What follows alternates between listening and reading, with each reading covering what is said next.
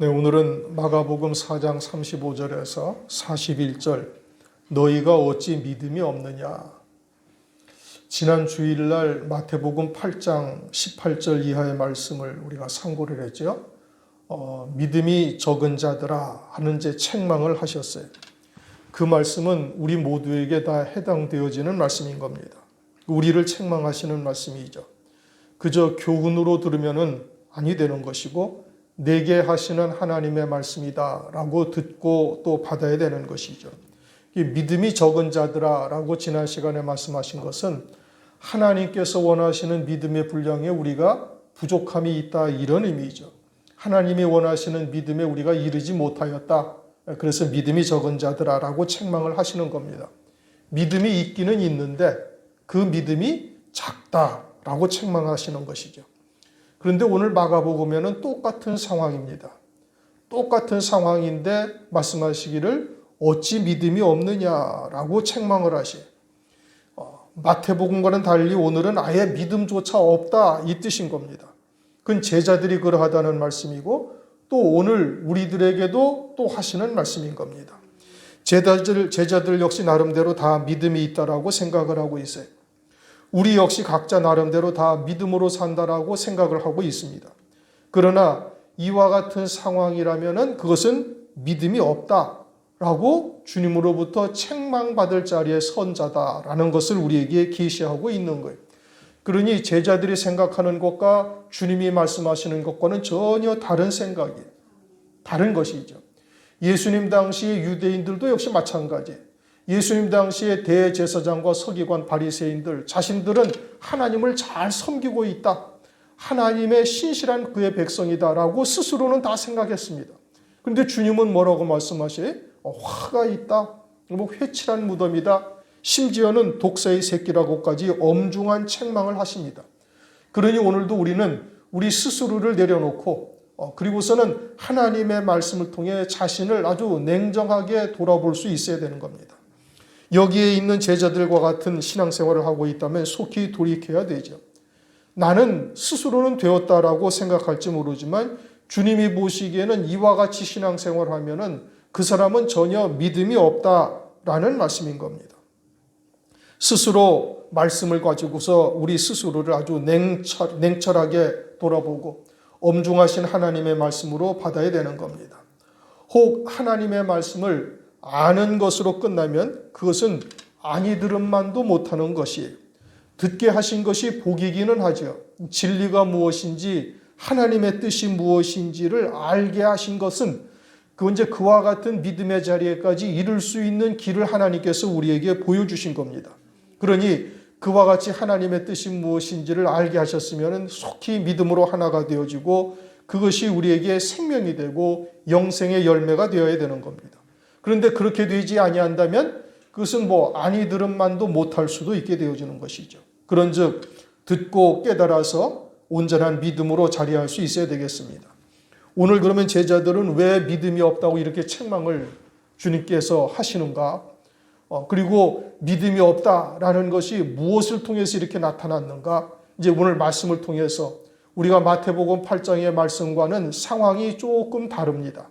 그러니까 똑같은 상황을 하나님께서 성령으로 말미암아서 우리들에게 깨닫게 하시기 위해서 이제 우리 기록을 해 놓으신 것이죠.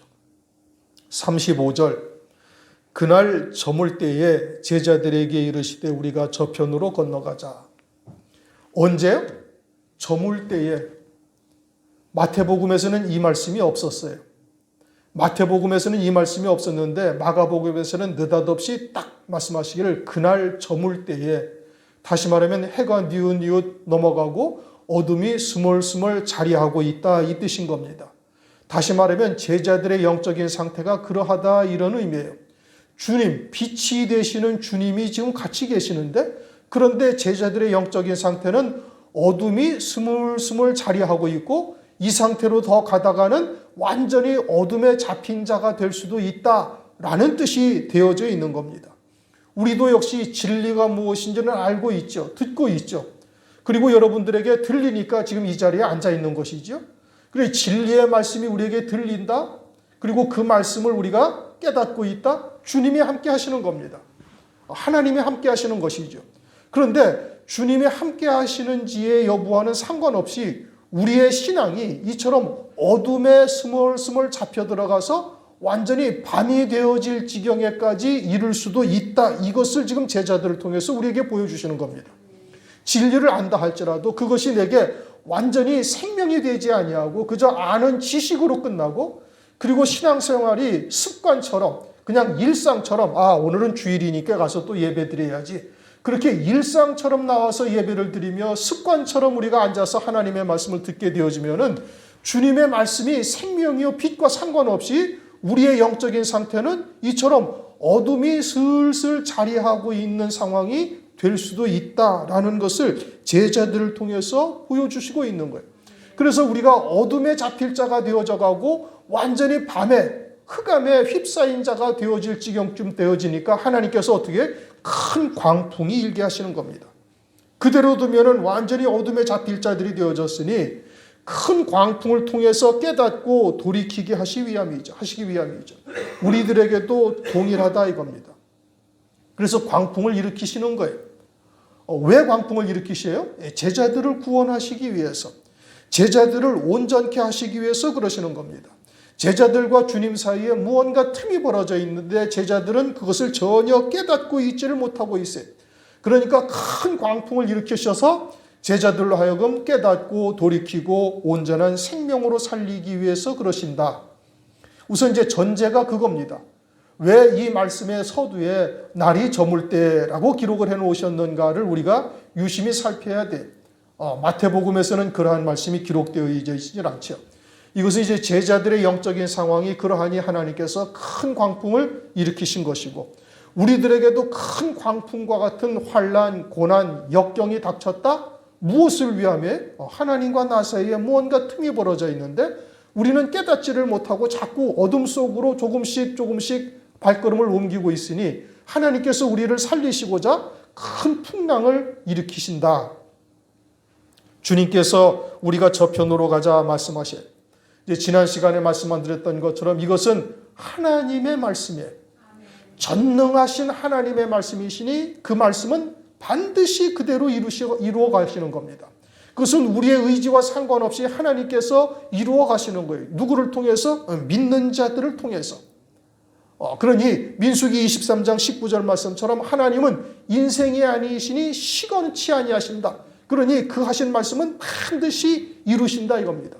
믿는 자들에게는 그 말씀이 살아있다. 히브리서 4장 12절 하나님의 말씀은 살았고, 그래서 그 말씀이 우리에게 생각나게 하시고 그 말씀을 떨쳐버리고 내 생각, 내 주장대로 살아가려고 해도 그 말씀이 계속 우리의 마음속에 맴돌아서 그 말씀으로 우리를 이끌어 가시는 역사를 하시죠. 데살로니가전서 2장 13절에는 뭐라고 말씀하셔요? 너희가 하나님의 말씀으로 받음이니 진실로 끌어다. 이 말씀이 믿는 자 속에서 뭘 한다고요? 역사를 한다 이겁니다. 그러니 믿음으로 받게 되어지면 하나님은 반드시 바다 저편으로 건너가자 하셨으니 주님께서 이끌어 가시고 그러면 믿고 따르면 되는 겁니다. 그런데 그것이 쉽지가 않죠. 육체를 입고 있고 우리는 세상이라는 이 험한 바다에 살고 있으니 온갖 일들이 벌어지고 그리고 우리의 이성이 또 자리하고 있으니 이성과 감정이 자리하고 있으니 온전한 믿음으로 받기가 어려운 일이에요. 또 쫓는다 할지라도 이제 여기 제자들처럼 주님을 배 모신 그대로 모시고 가며 자기가 노를 저어 가려고 하는 자들이 또한 있는 겁니다. 이렇게 믿음과 행함이 무엇인지를 구별하지 못하고 그저 주의 말씀을 쫓아 건너갈 수 있도록 하시는 인도하시는 분이시니 믿고 나는 하나님의 도구로 쓰임받는 자다라고 깨닫고 나아가면 되는데 그러지 아니하고 자기가 하나님의 말씀을 이루려고 하나님의 말씀을 쫓아가는 자가 있게 되는 겁니다. 이제 제자들이 지금 그러한 것이죠. 주님의 말씀을 믿음으로 받고 그 말씀에 이끌림 받는 것이어야 되는 겁니다.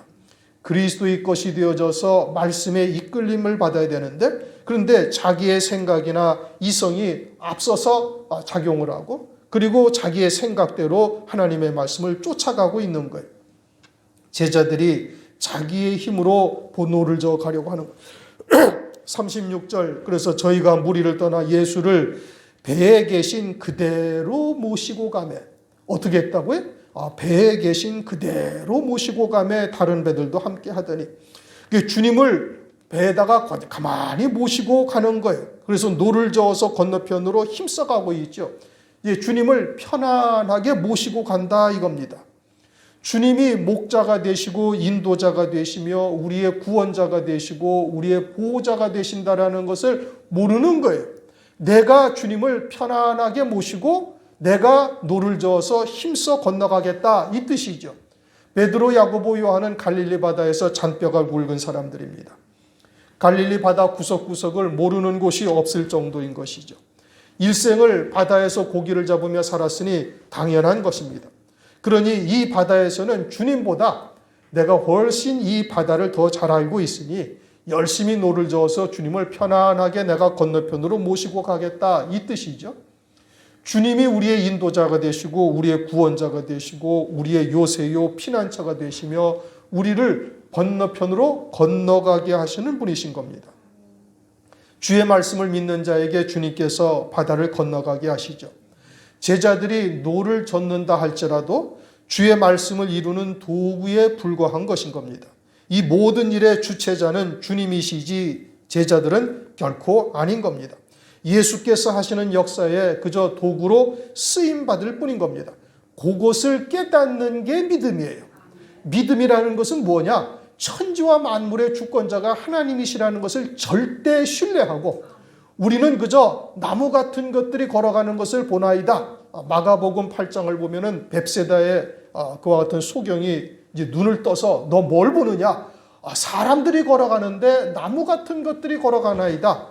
그래가지고 다시 안수하시니 만물을 밝히 보았다. 그러면 나무 같은 것들이 걸어간다는 것은 우리는 깜냥껏 자기 생각으로 자기의 이성으로 또는 자기의 유익을 쫓아가지만 결국은 하나님의 뜻을 이루는 도구에 불과하다라는 것을 깨닫는 것이 그게 믿음이에요.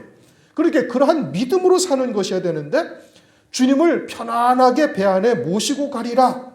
이것은 믿음이 아니요 말씀에 붙든 삶이 아니요 자기 뜻대로 사는 겁니다. 이러한 과정을 이러한 신앙을 성경에 딱 비유로 설명하신 곳이 있어요. 사무엘하 6장을 한번 보십시다. 사무엘하 6장을 보시면은 다윗이 법궤를 기란 여아리엠에서 이제 다윗성으로 옮기려고 할 때의 일인 겁니다. 사무엘하 6장 3절부터 7절까지 있겠습니다. 사무엘하 6장 3절 저희가 하나님의 궤를 새 수레에 싣고 산에 있는 아비나답의 집에서 나오는데 아비나답의 아들 우사와 아효가 그 새 수레를 모니라. 누가 몰아요? 우사와 아효가 하나님의 궤를 실은 새 수레를 몬다. 그러니까 하나님의 궤는 누구예요? 하나님이죠. 하나님을 새 수레에다가 싣고 우사와 아효가 하나님을 모시고 가고 있다 이 뜻인 겁니다. 저희가 산에 있는 아비나답의 집에서 하나님의 궤를 싣고 나올 때 아효는 궤 앞에서 행하고 아효가 궤 앞에서 행하였다. 내가 이리 가면은 여기가 울퉁불퉁하지 않고 편안한 길이니까 내가 알아서 소를 몰고서 우사가 하나님 앞에서 요 길이 편안한 길이요 저 길이 험한 길이니 내가 편안한 길로 주님을 이렇게 모시겠습니다. 그러니까 내가 인도하는 대로 주님은 따라오세요. 요 뜻입니다. 다윗과 이스라엘 온 족속이 잣나무로 만든 여러 가지 악기와 수금과 피파와 소고와 양금과 제금으로 여호와 앞에서 주악하더라. 저희가 나곤의 타작마당에 이르러서는 소들이 뛰므로 우사가 손을 들어 하나님의 궤를 붙들었더니 여호와 하나님이 우사의 잘못함을 인하여 진노하사 저를 그곳에서 치시니 저가 거기 하나님의 궤 곁에서 죽으니라. 우사는 하나님의 그러니까 아효가 궤 앞에서 수레 앞에서 하나님을 이끌고 있죠. 내가 이 편안한 길로 주님을 편안하게 모시겠다 하고 편안한 길로 좋은 길로 판판한 길로 탄탄한 이게 반듯한 길로 이렇게 모시고 있으니까 하나님께서 그 소를 충돌해서 소가 막 날뛰게 만드신 거예요. 그러자 이제 괴가, 수레 위에 있는 괴가 굴렁굴렁하니 넘어질 것 같으니까 웃사가 손을 들어서 괴를 붙잡았으니 하나님께서 웃사가 하나님을 보호하시는 거예요? 보호하는 거예요? 하나님이 웃사를 보호하시는 거예요? 하나님이 웃사를 보호하시는 것이지 웃사가 하나님을 보호하는 것이 아니에요. 아효와 웃사가 하나님을 인도하고 하나님을 이끄는 자가 아니고 하나님이 그들을 인도하시고 하나님이 그들을 보호하시고 하나님이 그들의 안식처가 되고 있다 이겁니다. 그런데 웃사와 아효가 지금 앞에서 이끌고 있는 것이죠. 그들이 하나님을 인도할 수가 있나요? 하나님이 우리를 인도하시고 하나님이 우리의 구원자가 되시는 거예요.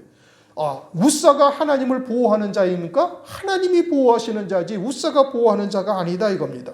그러니까 하나님께서 소를 뛰게 하시고 웃사가 소를 붙들자 괴를 붙들자 하나님께서 웃사를 그 자리에서 쳐서 그 자리에서 죽게 하셨죠. 우리가 하나님의 인도자가 되는 것도 아니고 하나님을 보호하는 자는 더더욱 아닌 겁니다. 그런데 이들의 행위가 지금 그러한 것이에요. 그러니 이들이 잘못된 신앙이요 한마디로 믿음으로 사는 것이 아닌 것을 이들을 통해서 우리에게 보여주시는 겁니다. 하나님의 앞서 행하는 것도 그러하고 사람이 하나님을 돌본다는 것은 더더욱 있을 수 없는 일인 겁니다. 하나님께서 우리를 인도하시고 하나님께서 우리를 돌보시며 하나님께서 우리에게 은혜를 베풀어 주시는 분이시다.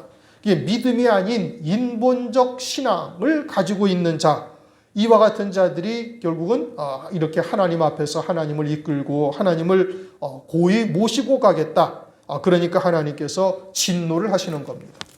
지금 사무엘 하를 봤죠. 이제 사무엘 상을 한번 보십시다. 믿음으로 산다는 것이 과연 무엇이냐? 이제 구약에 아주 적나라하게 표현하고 있어요. 사무엘 상 또 6장입니다. 지금 사무엘 하 6장을 봤죠. 이제는 사무엘 상 6장 10절부터 12절까지 읽겠습니다. 사무엘상 6장 10절. 그 사람들이 그같이 하여 젖나는 소 둘을 끌어다가 수레에 메우고 송아지들은 집에 가두고 여호와의 궤와 및 금지와 그들의 독종의 형상을 담은 상자를 수레 위에 실으니 암소가 벳세메스의 길로 바로 행하여 대로로 가며 갈 때에 울고 좌우로 치우치지 아니하였고 블레셋 방백들은 벳세메스 경계까지 따라가니라. 블레셋이 이스라엘과 전쟁을 하면서 하나님의 법궤를 빼앗아 갔어요. 그런데 법궤를 빼앗아 가고 나니 법궤가 있는 곳마다 막 재앙이 내리고 난리가 나는 겁니다. 이곳으로 옮기면 이곳에서 그러하고 저곳으로 옮기면 저곳에서 그러하고 그래요. 그러니 과연 이와 같은 일이 하나님의 궤로 말미암아 이루어지는 역사냐 아니냐, 이제 이것을 알기 위해서 젖나는 암소 새끼가 있죠. 새끼가 있는 암소 2마리에다가 수레에 싣고 그리고 법궤를 수레를 메우고 거기다가 법궤를 실었어요. 그리고 소를 모는 사람도 없습니다. 그리고서는 이스라엘 쪽으로 소를 갖다가 방향을 잡고 소를 갖다가 딱 치니까 소가 걸어가는데 소가 울면서 가더라 이겁니다. 눈물을 흘리면서 좌우로 치우치지 아니하고 이스라엘의 국경인 벳세메스까지 가더라. 그래서 이스라엘 백성들이 그 소를 잡고 하나님 앞에 번제 제사로 하나님 앞에 드려요.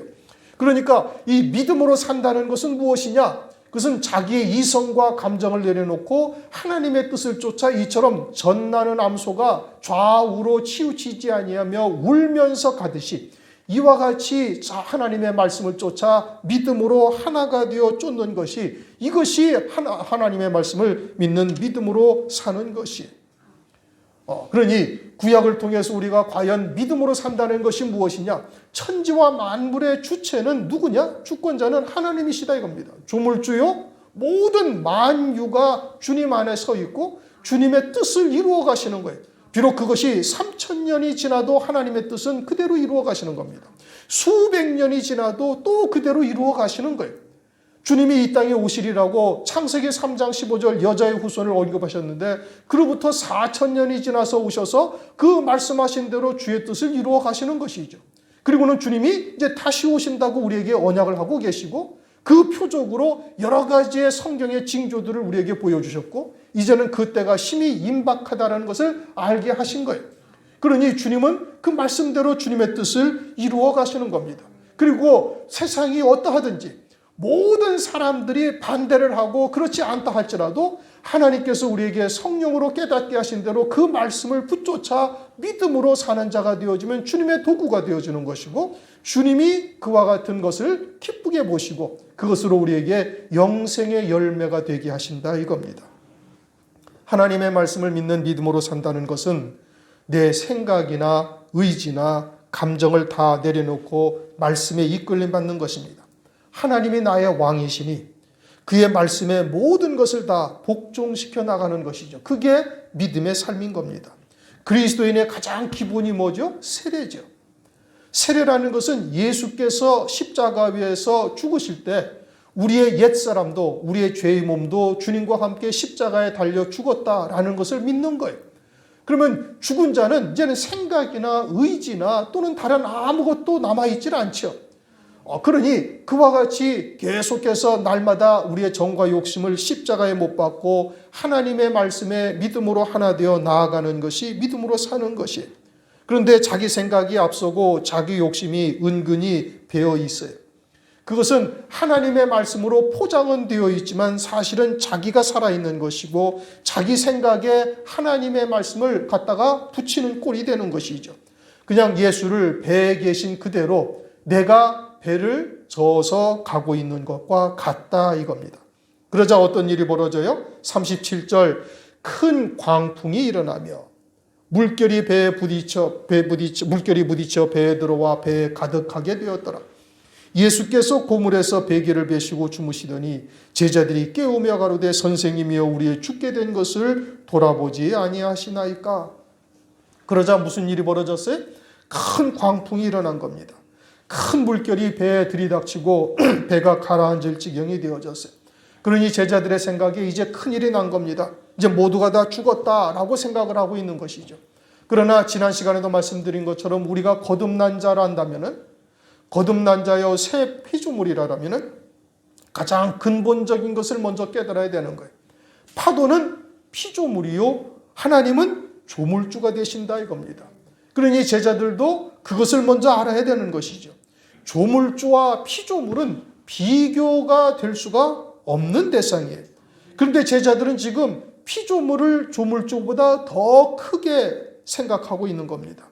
주님이 함께 계시는데 이 큰 풍랑에 다 죽게 되었다라고 생각을 하는 것이죠. 그러나 피조물은 아무리 강하게 보여도 그저 피조물일 뿐인 겁니다. 조물주의 뜻을 따라 움직이는 피조물일 뿐인 것이고, 그때 조물주가 되시는 주님은 베개를 베고 주무시고 계세요. 피조물인 풍랑이 지 멋대로 일어난 것입니까? 결코 아니다 이겁니다. 조물주의 뜻에 의해서 일어난 것이에요. 주님께서 그것을 통해서 이루고자 하시는 하나님의 뜻이 있는 겁니다. 이미 지난 시간에 말씀드린 것처럼 이사야서 45장 7절, 나는 빛도 짓고 어두움도 창조하며 나는 평안도 짓고 환난도 창조하나니 나는 여호와라 이 모든 일을 행하는 자니라. 우리의 하나님이 누구신지를 우리가 절절하게 깨닫고 또 믿어야 됩니다. 창조주요 만물의 주권자가 되시죠. 그러니 그 어떠한 일도 하나님의 허락이 없이는 일어날 수가 없는 겁니다. 그런즉 그러한 하나님이 나의 하나님이요 나의 구주라고 믿는다면 이러한 일이 일어났을 때 먼저 풍랑보다 더 크신 하나님을 보아야 됩니다. 거듭난 자라면 그러해야 되죠. 그런데 지금 제자들 눈에는 무엇만이 보여요? 풍랑만이 보여요. 그리고서는 죽게 되었다고 탄식을 하고 있는 겁니다. 주님께서 왜 이 풍랑을 일으키셨는가? 이것은 제자들이 주의 말씀을 믿는 믿음으로 가고 있지 아니하기 때문에 그러는 겁니다. 어둠이 슬슬 자리하고 있는 거예요. 이러한 상태로 더 가다가는 완전히 흑암의 권세에 휩싸여 밤에 속한 자로 전락할 수 있다라고 지금 주님께서는 보신 것이고, 그렇게 인본적이고 사람의 생각이 가득 차 있는 그들을 깨닫게 하시려고 풍랑을 일게 하신 겁니다. 그렇게 사는 삶은 절대 영생의 열매가 되지 못하니 풍랑을 일으키셔서 제자들로 하여금 깨닫게 하려 하심이죠. 폭풍과 파도를 일으키셔서 더 이상 자기의 힘으로 노를 저어서 갈 수 없도록 하려 하심입니다. 사람의 노력이나 사람의 의지로는 아무리 해도 열매가 되지 못한다라는 것을 제자들에게 깨닫게 하려 하십니다. 그것을 바로잡으시려고 폭풍을 일으키신 것이죠. 그리고 주님은 지금 베개하고 주무시고 계세요. 그런데 제자들이 주님을 깨우면서 뭐라고 말씀하시는가 하니 우리의 죽게 된 것을 돌아보지 아니하시나이까? 이 말은 거의 원망조인 겁니다. 우리가 주님을 위해 그렇게 열심을 내고 헌신을 했는데 어떻게 주님은 우리를 돌아보지 아니하시나이까 하고 원망하고 있는 거예요. 주님이 지금 어떻게 하고 계시다고요? 베개를 베고 주무시고 계세요. 그러면 그 베개는 누가 갖다 줬어요? 제자들이 갖다 줬어요. 편히 쉬고 계시라고 베개를 베고 쉬시라고 제자들이 갖다 준 거예요. 그리고선 우리가 다 알아서 할 터이니 주님은 쉬시라 이겁니다. 제자들이 주님을 이렇게 돌보았는데 주님은 우리가 죽게 된 것을 돌아보지 아니하신다고 원망을 하고 있어요. 내가 주를 위해서 헌신했는데 내가 헌금을 하고 또 충성하며 예배마다 참석을 하고 하나님께 내 믿음을 보였는데 그런데 이 고난이 웬 고난이냐고 하나님 앞에 투덜거리고 있는 겁니다. 그렇게 헌신했는데 왜 돌보지 아니하시냐고 주님에게 원망하고 있는 거예요. 우리가 이만큼 주님을 위해서 헌신하고 드렸으면 주님도 우리에게 그만한 것으로 베풀어 주여 당연하지 않겠느냐라고 하는 겁니다. 그러나 하나님의 나라는 우리가 무엇을 하나님께 드려서 하나님이 우리에게 갚으시는 나라는 결단코 아닙니다. 로마서 11장 35절 36절 누가 주께 먼저 드려서 갚으심을 받겠느냐?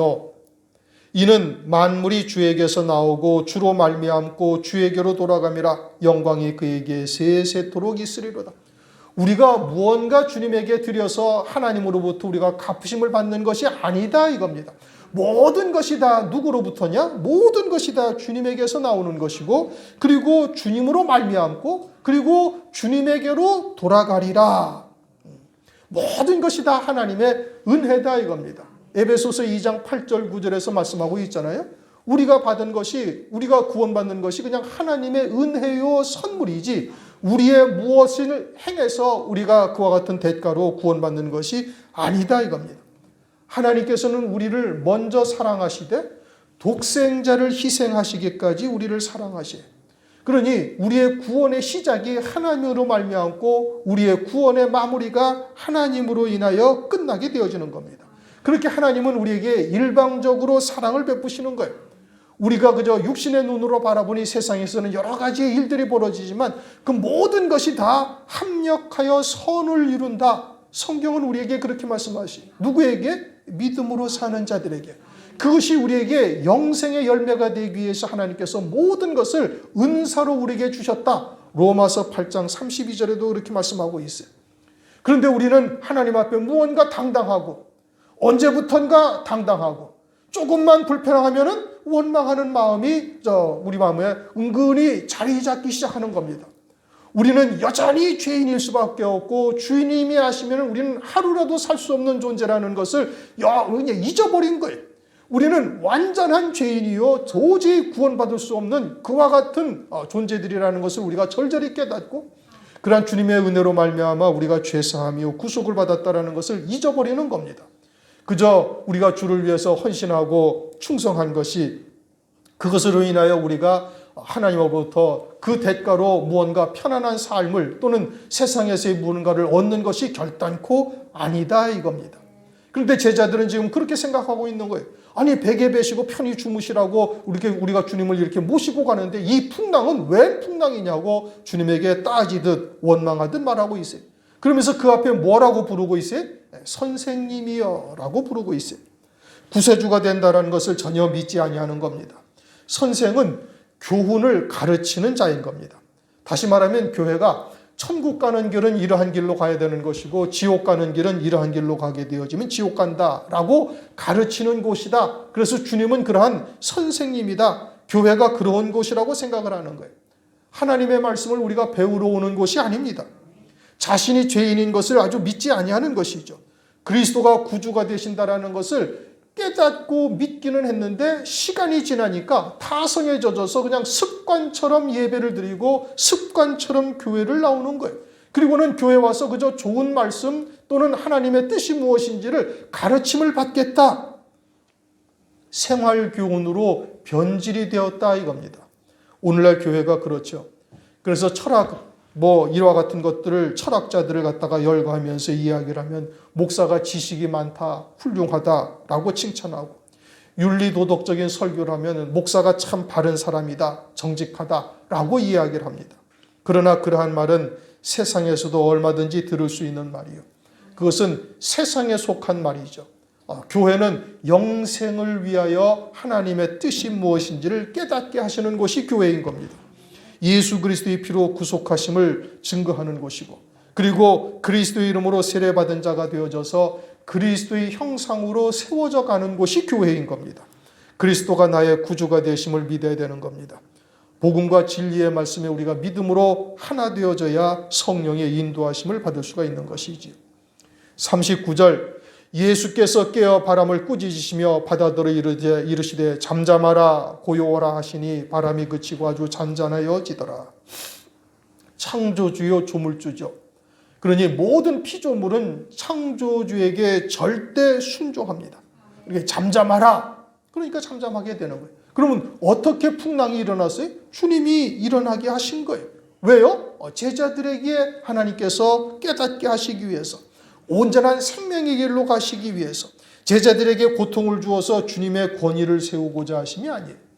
주님께 부탁해서 이 풍랑 때문에 우리가 죽게 되었다고 하니까 주님께서 권세를 가지고 잔잔하라, 그것을 보여주시기 위해서 주님께서 하신 것이 아니다 이겁니다. 또 제자들이 주님에게 막 간절히 부르짖어 기도하니까 주님의 권세를 나타내려고 보이신 것도 아니다 이겁니다. 우리의 영원한 생명을 살리시되 풍성케 하시고자 함인 겁니다. 우리에게 다가온 그 모든 일이 다 은사로 주신 것이죠. 풍랑이 일어난 것도 나를 살리고자 하시며 하나님과 나 사이에 벌어진 틈이 무엇인지를 깨닫게 하셔서 하나님과 내가 온전한 믿음으로 하나 되어 살게 하시기 위함인 겁니다. 그러니 우리에게 그와 같은 큰 풍랑이 일어났으면 과연 하나님과 나 사이에 어떤 벌어진 틈이 무엇인지 하나님 앞에 겸손히 물을 수 있어야 되는 겁니다. 믿음으로 하나 되지 못한 우리의 삶이 무엇이었는지 하나님께 묻고 우리 스스로를 돌아봐야 되는 겁니다. 40절, 이에 제자들에게 이르시되 어찌하여 이렇게 무서워하느냐, 너희에게 어찌 믿음이 없느냐. 이와 같은 신앙이면은 믿음이 하나도 없다 이겁니다. 믿음이 하나도 없다. 누구에게? 지금 제자들에게 이렇게 말씀하시는 거예요. 우선 저편으로 건너가자 하신 하나님의 말씀을 믿어야 되는 것이죠. 하나님은 시건치 아니하시니 그 말씀을 믿는 자가 되어지면은 하나님께서 그 믿음대로 바다 저편으로 반드시 인도하시는 하나님이시에요. 때로는 풍랑이 있을 수도 있고, 때로는 우리가 감당할 수 없는 쇠풀무와 같은 과정들이 때로는 있을 수도 있죠. 장차 환란이 있어요. 적그리스도의 환란, 무엇을 위해서 두셨어요? 순교를 통해 첫째 부활이라는 영광을 이루시기 위해서 그러는 거예요. 마지막 때가 노아의 때와 같다. 성경은 그렇게 말씀하시고, 롯의 때와 같다. 그래서 큰 성 바벨론이 등장을 하는데 하나님의 백성들이 전부 음행하고 있음을 말씀하고 있는 것이죠. 그래서 음행하는 자들과 신앙이 순수한 자들, 아주 정결한 처녀와 같은 자들을 환란을 통해서 구별하시기 위함인 거예요. 그런데 그 환란이라는 것이 신앙이 정절을 지키는 자들에게는 어마어마한 고통이요, 핍박이요, 심지어는 아주 육신으로서는 감당할 수 없는 고통을 안겨줄 수도 있는 거예요. 그런데 나는 왜 신실한 믿음을 가졌는데 왜 나한테 이런 큰 고통을 주시냐? 그런 것이 아니잖아요. 그것을 통해서 우리의 신앙의 정절을 지키는 것을 통해서 어린 양이 아니요 새 예루살렘 성이라는 어마어마한 영광을 입히시기 위함인 것이에요. 그런데 그 풍랑을 왜 주셨냐고 원망하고 불평한다면 어떻게 되겠는가? 그러니 우리에게 하나님께서 저편으로 건너가자 하신 말씀에 믿음으로 하나 되어지면 주님은 반드시 그 건너편까지 이르게 하신다 이겁니다. 우리의 구원자요, 보호자요, 인도자가 되신다 이겁니다. 더군다나 예수님을 배에서 고물에 베게 하고 주무시게 하는 거예요. 예수님은 그저 편안히 계십시오. 그리고 우리가 저편까지 건너가겠습니다 하면서 열심히 배를 노를 저어서 건너가고 있죠. 이건 믿음이 아니다 이겁니다. 믿음이라는 것은 말씀드린 것처럼 하나님의 뜻에 우리의 생각을 다 복종시켜야 되는 것이고, 주님이 우리의 인도자요, 우리의 보호자요, 우리를 구원하시는 분이 되신다 이겁니다. 그런데 주님은 편안히 계시게 하고 그리고서는 그저 풍랑이 일자 원망하고 불평하고 있는 것이죠. 그러면서 주님을 뭐라고 불러요? 선생님이다. 교회는 말씀을 배우려고 오는 곳이 아니에요. 나의 구세주가 되시는 주님의 은혜 안에서 사는 자다라는 신앙의 고백을 하기 위해서 오는 겁니다. 주님만이 나의 구주요, 나의 구원자시요, 요새요, 피난처가 되심을 절절히 깨닫고 주님의 은혜가 아니고서는 우리는 도무지 구원의 소망이 없는 자라는 것을 고백하며 믿음으로 주의 말씀을 받는 자가 되어야 되는 것이죠. 그런데 그저 교회가 아주 이제 타성해졌고 습관처럼 되어지고 그리고는 생활교훈과 같이 하나님의 말씀을 그냥 가르침을 받는 배우는 곳으로 바뀌어졌다 이겁니다. 주님은 우리의 구세주가 된다. 그러니 우리의 주님이 누구신지를 절절히 깨달아야 되는 겁니다. 우리에게 다가오는 그 모든 것이 다 하나님의 구원의 섭리 가운데 우리의 구원을 위해서 두신 역사다. 창조주요 조물주요. 골로새서 1장 15절 이하에 보면 모든 만물이 주 안에 함께 섰다. 골로새서 1장 17절 말씀하고 있죠. 그러므로 우리에게 다가온 어떠한 일이 있을지라도 조물주요 만유의 주권자가 되시는 하나님을 먼저 볼 수 있어야 되는 거예요. 풍랑이 피조물인데 피조물이 조물주보다는 결단코 크지 못하다는 사실을 우리가 늘 명심해야 되는 겁니다. 그리고 그와 같은 광풍이 하나님의 뜻을 이루기 위함이니 하나님의 뜻이 무엇인지 하나님과 나 사이에 어떠한 틈새가 벌어졌는지 하나님 앞에 겸손하게 무릎을 꿇고 하나님의 뜻을 구할 수 있어야 되는 겁니다. 41절 저희가 심히 두려워하여 서로 말하되 저가 위기의 바람과 바다라도 순종하는 곳. 바람과 바다는 피조물이죠. 주님은 조물주요 만유의 주권자가 되십니다. 그러니까 모든 피조물은 창조주이신 주님에게 절대 순종하는 겁니다. 그러니 큰 풍랑이 일어난 것도 주님에게 순종하여 일어난 것입니다. 큰 풍랑이 일어난 것은 이 일을 통해서 하나님께서 이루실 뜻이 있기 때문에 일어나게 하신 것이죠.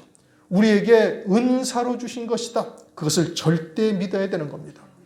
그것을 믿는 자는 감사가 나올 것이고 하나님과 나 사이에 벌어진 틈새가 무엇인지 주님께 물을 터이니 묻고 하나님께서 반드시 응답하실 겁니다. 욥기서가 성경의 시편 앞에 있죠. 욥이라는 사람은 욥기서 1장을 보면 동방의 의인이다. 정직한 자다. 하나님 앞에 흠이 없는 자예요. 그런데 하나님께서 어느 날 갑자기 그냥 큰 풍파가 일게 하시죠. 그래서 10 아들, 딸이 일시에 죽고 재산은 다 도적질 당하고 시간이 지나자 그 아내가 아주 하나님을 저주하고 너 욕하고 죽으라 하고 아내까지 다 떠나버려요. 거기에다가 욕창까지 나서 이제는 기와장으로 긁어야만 속이 풀리고 그것이 밤사이에 붙었다 떨어지며 그것이 가장 어마어마한 고통으로 욥에게 다가오는 겁니다. 그런데 세 친구가 와서 서로 변론하는 가운데 욥이 생각하기를 나는 하나님 앞에 죄 지은 것이 없고 이와 같이 큰 고난을 겪어야 할 이유가 하나도 없다라고 스스로 생각을 하는 거예요. 욥은 어떻게 생각했는가 하니 욥기서 29장 18절은 이렇게 말씀하십니다. 내가 스스로 말하기를 나는 내 보금자리에서 선종하리라. 왜요? 나는 늘 죄 가운데 살지 아니하고 무언가 죄가 생각나면은 번제제사, 속죄제사를 드리며 하나님 앞에 의롭게 살리라고 다짐하고 또 다짐하며 그렇게 믿음으로 살았다.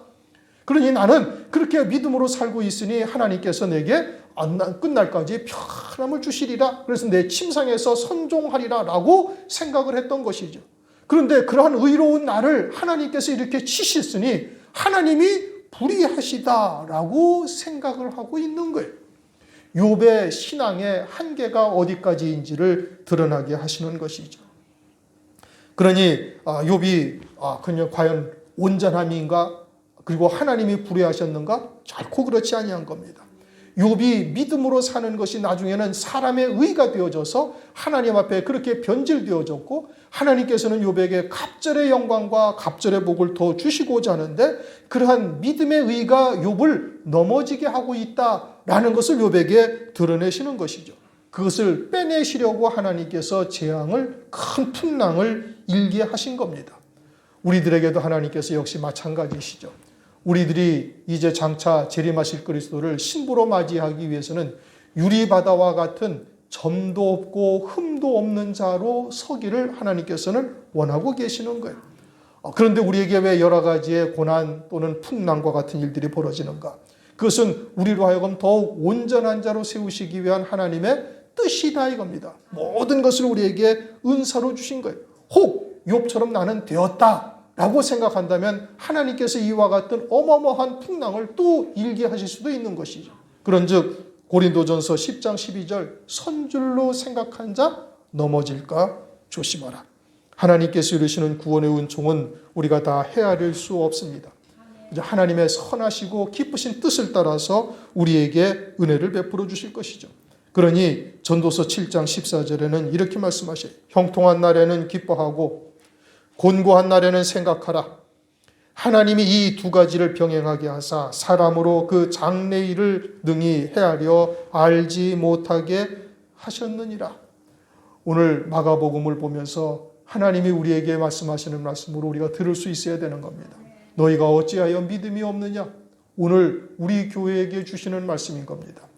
이 제자들과 같은 생각을 가지고 신앙생활을 하고 있다면 혹은 타성에 젖고 습관에 젖어서 그저 일상처럼 예배를 드리는 것이라면 우리가 다시 한번 대오각성하고 하나님 앞에 겸손하여 우리의 구원자요 인도자요 보호자 되시는 주님을 다시 한번 절절히 깨달아야 될 것이고 우리에게 다가오는 여러 가지의 풍랑 그건 피조물이다 이겁니다.